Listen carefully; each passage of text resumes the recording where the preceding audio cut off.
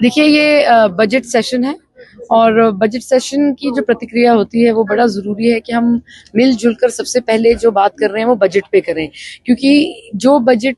आज तय होगा और जिस पे आज चर्चा होगी वही हमें पूरा 2026 और 27 में पूरे साल हमें उसी पे काम करना है। तो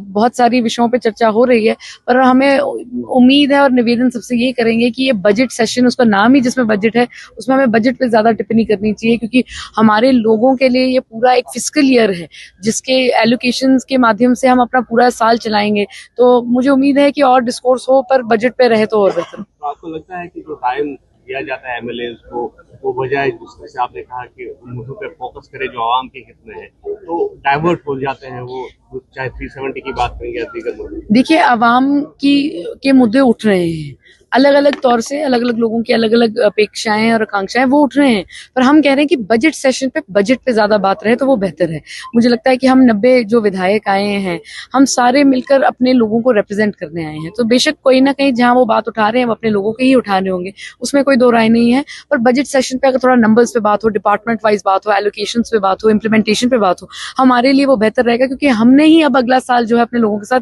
चलाना है उसी पैसे से जो हमें इस बजट सेशन में एलोकेट किया जाएगा। स्कीम पे यहाँ पे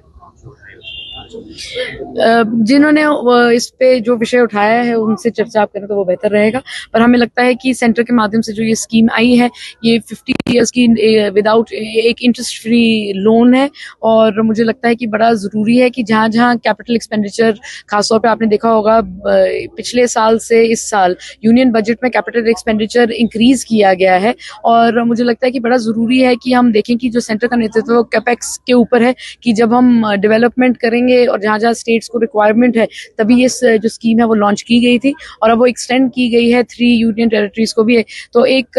जरूरी गैप फिल करने के लिए की गई है। उसके बाद उसके अलावा क्या कोई टिप्पणी करता है तो आप लोगों उनसे ही पूछना पड़ेगा। Thank you so much.